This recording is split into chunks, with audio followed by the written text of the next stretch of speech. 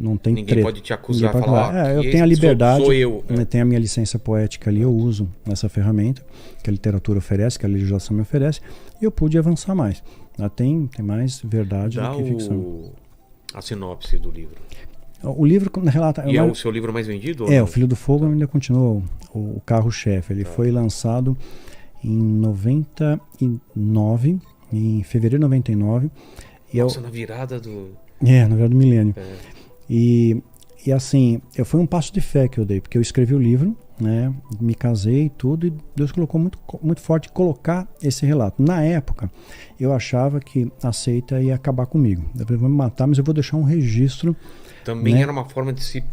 vou deixar um registro para... Ok, morre a semente, vai nascer uma árvore, né? Na minha cabeça era isso. Então, eu preciso publicar esse livro. Deus colocou muito forte. Escrevi, minha esposa me ajudou na escrita. O livro ficou pronto. Um irmão fez a capa, e a capa que já estava na nossa mente, mostrando um pentagrama rachado, mostrando que foi descortinado, que estava oculto.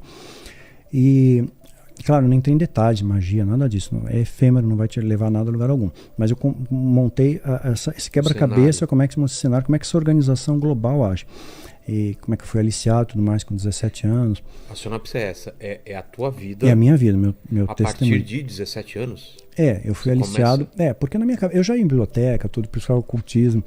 Então, acabei flertando com isso. E como te selecionaram? Ou você foi atrás? Eu fui atrás, mas eu já estava pré-selecionado, digamos assim. Já estava na linha ali. Como que eles ficam olhando? Desde questão de astrológico e questão astrológica, mapeamento genético, a tipagem sanguínea, tem muitos detalhes aí que eles se elitizam, né? Então, somos um grupo, mas é efêmero, é pífio isso, porque Deus usa qualquer um. O diabo que quer selecionar fazendo o papel de pequeno Deus, né? Mas não existe isso, né? Eu digo fraco, eu sou forte. A Bíblia transforma a sua fraqueza em força, e mesmo que você passe dificuldade, como diz Abacuque, ainda que a figueira não floresça, eu vou dar graças a Deus. E a gente só agradece a Deus quando as coisas estão bem. Tem que agradecer quando tomar, porque Deus está te dando uma oportunidade de você crescer. Você não cresce sem passar a luta, que nem músculo, né? Você faz musculação, você dói, né? Fica tem que rasgar o músculo, essa perseverança que vai fazer resultado, né? Deixa você mais forte. Então, é um resumo, sinopse, né, do meu resumo. Foi cooptado, fiquei um período dos 17 a 25 para 26 anos. Tipo de um treinamento? A sua mente é cauterizada. Né? Eu fui bombardeado. Com livros, pegando a Bíblia até, pegando texto fora de contexto. Porque a Bíblia você tem que ter emoldurada pelo panorama histórico também. Se você pegar fora do contexto histórico, você pega um texto fora. Então, um exemplo. Certa vez um rapaz disse para Jesus, eu quero te seguir. Eu falei, tá bom, me segue. Não, deixa eu enterrar meu pai primeiro. Deus, não, vem agora, os mortos enterram seus mortos. Parece que Jesus foi mal. Custava esperar o enterro do pai. Mas o contexto de época, o filho morava com o pai até a morte dele, até a velhice. Então aquilo ali poderia levar 10 anos, 5 anos. Não, é agora. Né? E não foi. Se você pegar isso aí isoladamente, você criou uma doutrina, criou uma seita nisso. Deus era mau. Falavam muito para mim. Deus mandava matar crianças, animais, mulheres, destruir as cidades e matar todo mundo. Né? Deus é mau. Então, o satanismo... E o diabo é bom? Eles falavam? Claro, o diabo é bom. Mesmo? Você vê a inversão de polaridade, né? Coloca o diabo como sendo o grande herói, ele foi o único a ousar desafiar a Deus, a autoridade de Deus, e ele oferece para o homem, entre aspas, a liberdade. Você faz o que você quiser, aquele negócio do Crowley, né? Faz o que tu queres, é tudo da lei, né? Só que você tem uma consequência, né? Crowley morreu doente, sozinho, se lascou. Se bruxaria funcionasse, quando teve a Copa, o campeonato foi na África, cheio de sincretismo lá, ele é campeão do mundo. O pessoal fala, se uma turma ganhasse jogo, o campeonato baiano terminava empatado. Exatamente. Não, isso aí é ilusão, ilude muito bem. Especialista nessa arte de ilusão. E aí eu conto essa sinopse, fiquei esse período e a mente é cauterizada. Então eles pegam esse texto. Mas existe uma Bíblia... Bíblia satânica, sim. Existe? Tem. É outra coisa. É outra coisa. Ou é Não, é uma pegada deformada. É uma Bíblia que te passa uma doutrina satânica. É extremamente inteligente. Eu passei um verniz só no Filho do Fogo. Não entrei a fundo nisso. Porque quem não conhece muito, tem conhecimento, você não tem sabedoria. Deus não derrama sabedoria num vaso. O conhecimento é um vaso que Deus vai derramar sabedoria para ser vaso de honra. Então, se busca... Oséias 4:6. Meu povo perece porque lhe falta conhecimento. Precisamos ter conhecimento, conhecer a história, conhecer Deus, ter essa intimidade e estreitar relacionamento. Eu quero orar e Deus vai me obedecer, mas Deus não faz sua vontade, a vontade dele. Né? E a gente tem que conquistar essa autoridade. Como é que você vai ter fé se você não confia? Fé é confiança. Mas como é que eu confio se eu não conheço? Eu tenho que me relacionar. Eu tenho que ter esse relacionamento com Deus diário. Esse relacionamento promove confiança em mim. Aí eu descanso no Senhor, eu deposito fé. Eu confio, porque eu conheço. Agora, se você não conhece, como é que você vai confiar? Então você não tem fé, você não tem vitória sem luta, vai ter batalha. Você não tem unção sem santificação, você não tem autoridade sem conhecimento. Tudo tem o seu desdobramento, é plantio e colheita. Né? O que você plantar, você colhe. Então eu procuro sumariar isso. Eles pegavam muito texto fora de contexto. Porque é um exemplo que me confundiu pra caramba na época. Na minha mente sem conhecimento bíblico, sem conhecimento da história. Porque se pegar um texto sem conhecer o contexto histórico, você se arrebenta. Pode subverter, claro. Subverte, claro. Deus ele mandava destruir os inimigos, matava os inimigos, os soldados, mas mandava matar os homens e as mulheres. Aí o satanista coloca, o que é uma vida? Deus mandava matar um monte de vida. Né? Então a gente mata uma galinha aqui, Deus mandava matar os animais, mulheres, crianças, todo mundo. Então Deus é muito mais cruel. Deus mandava uma matança coletiva. E aí, pô, mesmo, né? Mas se você pegar a história, quando você ataca uma cidade, no contexto da antiguidade, você matou todos os homens, exterminou os homens. Que era o sistema de defesa, eram os soldados que protegiam aquela cidade. As mulheres estavam desguarnecidas, iam ser prostituídas, iam ser estupradas, as crianças iam ser escravizadas. Então, por mais paradoxal que seja, é um ato de misericórdia de Deus. Vou te levar agora, que você não fica aqui sofrendo. Então, você tem uma outra leitura quando você contesta o cenário histórico. Né? Mas eles subvertem, né? Colocam, olha o mundo, como é que tá, a maldade. Mas tem muita bondade no mundo. É que o diabo ele procura se sobressair. Né? Então, claro, você faz 10 coisas boas, você faz uma errada, né? Ele vai levantar aquela coisa, lá, errou. Então, isso que a Bíblia fala, tudo posso nele que me fortalece. A gente consegue sim superar as dificuldades, as lutas, as mazelas, joga a rede de novo, tem tempestade, você vai ficar com medo, faz parte, né? Você não pode viver no medo. Pedro teve medo, Elias teve medo, tá? Tem momentos que você vai balançar, ninguém é super-homem, somos humanos, carne e osso. Jesus chorou, nosso Consolador chorou, nosso Libertador foi preso, aquele que nos dá um jugo leve e suave precisa de ajuda para carregar a cruz. Estamos falando, você precisa de ajuda sim, Jesus precisa de ajuda, você precisa de ajuda, sozinho você não consegue, pesado a cruz, você precisa de ajuda, parceiros de trincheira. E hoje eu vejo como Deus é bom, colocou sempre pessoas legais ao meu redor. Claro, às vezes isso se reveza na jornada, mas sempre Deus colocou alguém do meu lado, nunca fiquei sozinho. Sempre teve um Elias, um Eliseu, um Paulo, um Barnabé, sempre teve alguém do meu lado para dividir o peso. E hoje Deus trouxe pessoas maravilhosas, trouxe o Leandro, trouxe a Estela, trouxe uma galera, trouxe o Leandro aí junto. Então, galera assim que soma com a gente, você vê amigos assim, que você vê o tempo, né, não deformou. É amizade de 20 anos linear. E eu dou graças a Deus por isso. Então ele vai tentar subverter. Então joga essa cauterização. Aí eu entrei pro satanismo e achava que estava no lugar certo.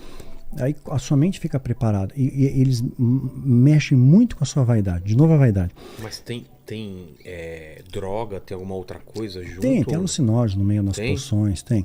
Mas no período você tem as visões, derivado dos alucinógenos ou não, que tem algumas manifestações que são muito empíricas para ser alucinação. Você chega a ver a manifestação materializa. Do demônio? Materializa.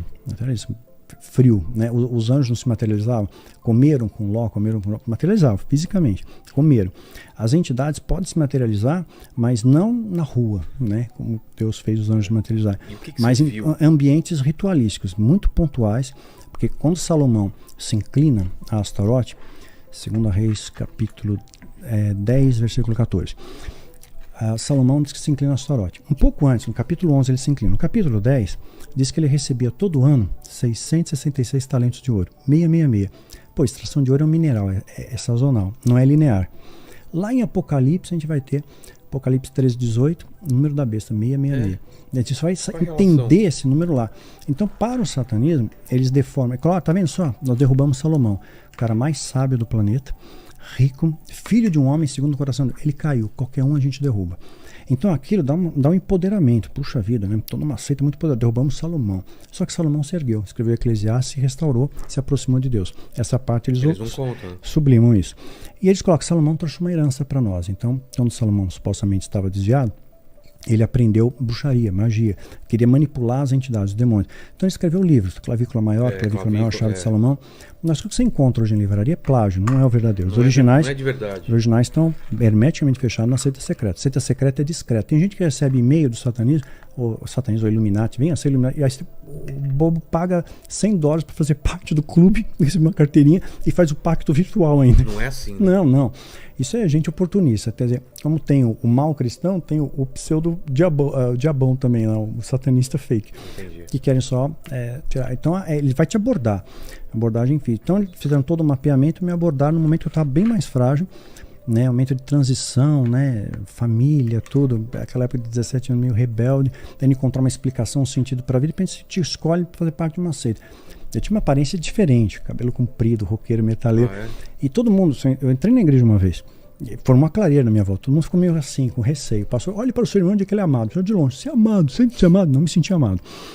Aí de repente eu vou num grupo, assim, elitizado, um lugar bonito, luxuoso, todo mundo me acolhe. E no ritual de iniciação, olha a lavagem cerebral que o capeta faz. Até então você não participa, você não conhece toda a organização. Você tem uma lavagem cerebral, uma doutrina satânica que vai sendo elaborado na sua mente, e você acredita que a mentira é verdade, cauteriza a sua mente. Quando você está apto a fazer o ritual de iniciação, tem todo um ritual detalhado, quando termina o ritual, está todo mundo encapuzado, né, as pessoas tiram o capuz e te aplaudem, tipo, você é bem-vindo. Não, dá uma sensação, uma adrenalina. Poxa, sou bem-vindo, faço parte de uma família. Pertencimento. Um pertencimento. E é ilusão. Porque tá todo mundo enganado. E as visões que você teve dessas materializações hoje em dia, você acha que eram por causa de alucinógeno? Não, tem algumas que foram muito empíricas, muito incontestáveis. Muito incontestáveis. Visualmente, como que é? Ele não aparece com chifre, com cauda, não. Ele tem que te agradar. Ele tem que Lúcio é como um anjo de luz. Parece uma pessoa? Parece uma pessoa um pouco mais alta que o parâmetro normal, forte, mas belo, né? Uma voz suave. Né? Não é assustador, então? Não, tem uma voz grave, mas não é assustador, é acolhedor. No entanto, eu sempre observei no olhar. O olhar não era muito acolhedor. Então, as palavras, mas o olhar era muito negro, parece que era um túnel que te sugava para um buraco negro. Era vazio, era oco, não vi expressão de sentimento naquilo. Parece que ela estava me olhando, não sei se gosta de mim ou não. Tá falando que gosta, tá falando que me ama, que vai me proteger, que é meu guardião escambau, mas o olhar não coaduna. Calmo, né? Claro, não vai bater na mesa, assustar todo mundo. O diabo é astuto, é inteligente, cara, né? Ele se camufla. É um visual totalmente diferente dos filmes, assim. Sim, é uma coisa estereotipada, né? Um negócio de enxofre, não, chifre. O diabo não é burro. Não. Né? Ele tem que se vestir como um anjo de luz, ele tem que cauterizar a sua mente, transformar a maldade em bondade. Mas é claro, ele mostra que ele vai prestigiar aquele grupo e vai causar um mal para quem não é do grupo. Então ele vai te oferecer proteção. O mundo jaz o maligno. Então, se o mundo jaz o maligno, tem doença no mundo. Quem é filho do mal não vai ficar doente. Filho do mal, o mal não toca. Então isso cauteriza a sua mente. É verdade, puxa vida, não tenho doença, não tenho problema, né? Não tenho maldade, não sofro nenhuma intercorrência na vida. Então você tem uma ilusão de que ele está te protegendo, mas não está. Está te enganando, está te desviando do caminho. Por isso que a Bíblia diz que ele é como o leão. Não é o leão. Leão é Jesus, leão da tribo de Judá. Mas ele é como o leão. Né? Ele se apresenta com poder, com glória, com majestade, mas não é um leão. É um leão fake. Ele é o top dos fake news. Ele que criou o fake news. E ele tem um certo controle nesse mundo de algumas coisas. Tem, ele consegue... o mundo jaz o maligno. Tem um controle. Riqueza... ele não ofereceu isso para Jesus? Isso que eu ia falar, no deserto ele tenta. Tenta. Olha aqui. Mas não seria, já para pensar... Mas é verdade. Mas você acha creio na narrativa bíblica. Assim. Ele falou por falar ou ele realmente poderia dar aquilo? Ele tentou, né? A tentativa é livre. Interessante, até pegando pensando, Lucas capítulo 4, Jesus vai para o deserto. Ele foi batizado, recebe o Espírito Santo, é enviado ao deserto. Foi orar e jejuar antes de iniciar o ministério. Então, se tem uma decisão importante para fazer, eu coloco isso como pauta da minha vida. É claro que eu não posso engessar a mão de Deus, eu posso colocar isso como uma regra, mas é rema para mim. Se eu tenho uma decisão importante para fazer, eu vou orar, vou jejuar, vou me resguardar. Se você faz pelo ímpeto, às vezes você erra a mão, você não tem aquela direção de Deus. Jesus foi para o deserto, foi preparar. E o diabo, muito astuto, ele espera Jesus ter fome. Né? Não falou que Jesus não bebeu, ele não comeu.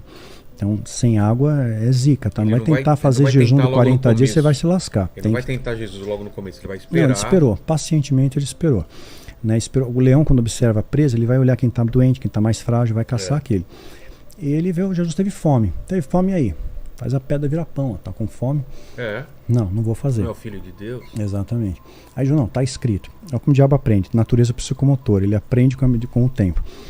Aí vem de novo, olha, agora ele usa uma outra elaboração. Tá vendo a glória dos reinos, poderes? Eu vou te dar a glória e o reino deles. Se prostraram e me adorares.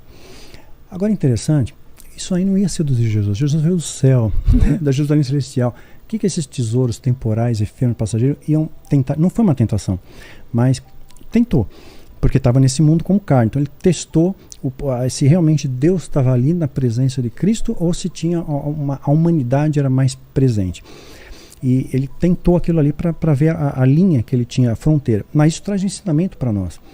Hoje a gente acha que dinheiro, fama, poder traz alegria. Não traz. Pode até trazer conforto, mas não traz felicidade. Né? Isso tudo é efêmero, é passageiro, é temporal. Né? Então isso não está linkado com a sua felicidade, é algo que vem de dentro. Né? É uma luz que vem de Deus para você. Independente se você tem ou não tem, é o pão nosso de cada dia. Deus não vai deixar faltar o essencial. Então eu estou com 50, se for para 56 anos, eu não tenho casa própria, não tenho, nunca tive isso, nada contra quem tem. Acho até legal você ter uma segurança.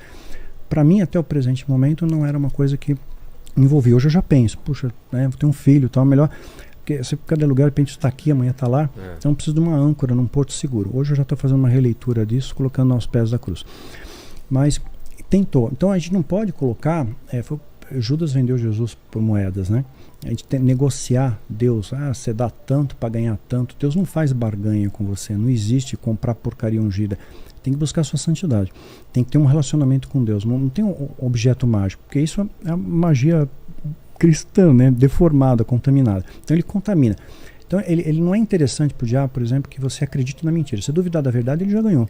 Ele contamina a tua água, joga uma gota de veneno. A água parece que vai matar a sede, mas tem um veneno, tem a mesma propriedade da água, inodoro, insípido e incolor.